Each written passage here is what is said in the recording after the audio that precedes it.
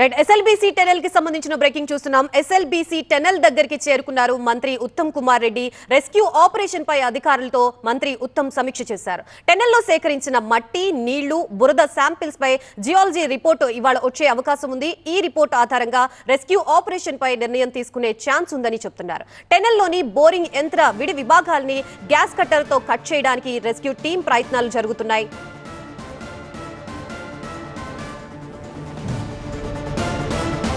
SLBC టెనెల్ దగ్గర సాగుతున్న సహాయక చర్యలు ఎలా సాగుతున్నాయో మా ప్రతినిధి నూరు రిపోర్ట్ ఇస్తారు. ఎస్ఎల్బీసీ టన్నల్లో ప్రమాదం జరిగిన తర్వాత రాష్ట్ర ప్రభుత్వం చాలా వేగంగా రెస్క్యూ ఆపరేషన్ మొదలుపెట్టింది. ఈ రోజుకి 5వ రోజు ఈ రెస్క్యూ ఆపరేషన్ కొనసాగుతుంది. నిన్న మొన్నటి వరకు ఆర్మీ, నేవీ, ఎస్డీఆర్ఎఫ్, ఎన్డీఆర్ఎఫ్ అధికారులు లోపలికి వెళ్ళారు. అక్కడ ఉన్న పరిస్థితుల్ని అంచనాలు వేశారు. రెస్క్యూ ఆపరేషన్ చేయడానికి కూడా చాలా ప్రయత్నాలు చేశారు. కానీ అక్కడ ఎక్కువగా వాటర్, బురద, మట్టి పదే పదే రాలుతున్న నేపథ్యంలో చాలా తీవ్రమైన సమస్యలు అయితే అధికారుల యంత్రాంగం ఎదుర్కొంటున్న పరిస్థితి. మరోవైపు ఈ మొత్తం రెస్క్యూ ఆపరేషన్లో ర్యాట్ మైనర్స్ అంటే ఉత్తరాఖండ్ లాంటి ప్రాంతాల్లో ఆ రాష్ట్రంలో పదే పదే ఇలాంటి కొండలు కోల్పోతుంటాయి. ఇలాంటి ప్రమాదాల్లో చాలా ఎక్కువగా రెస్క్యూ ఆపరేషన్ చేసిన ఆ బృందాన్ని కూడా ఏకంగా ప్రభుత్వం రప్పించింది. వాళ్ళు చాలా వేగంగా నిన్న వెళ్ళారు. లోపల ఉన్న పరిస్థితులను కూడా వాళ్ళు ఒక వీడియో రూపంలో షూట్ చేసి బయటికి తీసుకొచ్చారు.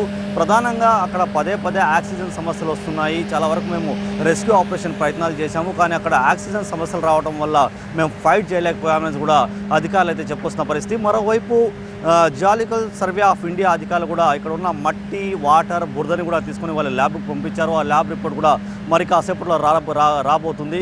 ఒకసారి హోల్ గనా చేస్తే ఎక్కడైతే ఆ మట్టి ఎక్కువగా ఉందో అక్కడ తొలగించే గనా ప్రయత్నం చేస్తే పైనుంచి మరోసారి ఏదైనా మట్టి రాలుతుందా, మరోసారి ఏదైనా ప్రమాదానికి జరిగే అవకాశాలు ఉన్నాయనేది కూడా ఈ సర్వే రిపోర్ట్ స్పష్టంగా చెప్పే అవకాశాలు ఉంటాయి. సర్వే రిపోర్ట్ వచ్చిన తర్వాతే ఈ రెస్క్యూ ఆపరేషన్ ఏ విధంగా ముందుకెళ్లాలనేది కూడా అధికారులు అంచనాలు వేస్తున్నారు. ప్రస్తుతం అయితే ర్యాట్ మైనర్స్ ఎవరైతే ఉత్తరాఖండ్ నుంచి వచ్చారో వాళ్ళు దీంట్లో కీలక పాత్ర పోషించబోతున్నారు. వాళ్ళ చాలా ప్రాంతాల్లో, చాలా టర్మినల్స్లో, చాలా ఇలాంటి ప్రమాదాల్లో వాళ్ళు చాలా వేగంగా రెస్క్యూ ఆపరేషన్ చేసిన సందర్భాలు ఎక్కువగానే ఉన్నాయి. వాళ్ళు చేతులతోనే మట్టిని తవ్వుకుంటూ లోపలికి వెళ్ళే వాళ్ళకి అనుభవం ఉంది కాబట్టి వాళ్ళు కూడా చాలా వరకు ప్రయత్నాలు చేస్తున్నారు. లోపల ఏదైతే బోర్ ఉందో అది పూర్తిగా కొలాప్స్ అయిపోయింది. ఆ బోర్ని కట్ చేసి ఇదే జేసీబీ ద్వారా బయటికి తొలగించే ప్రయత్నాలు అయితే ప్రస్తుతం అయితే అధికారులు చేస్తున్నారు. నిన్న పూర్తిగా అంచనాలు వేశారు. లోపల ఎలాంటి పరిస్థితులు ఉన్నాయనేది కూడా అధికారులు అంచనాలు వేసిన తర్వాత ఇప్పుడు ఏకంగా గ్యాస్ కట్టర్తో ఇక్కడ మనం చూడొచ్చు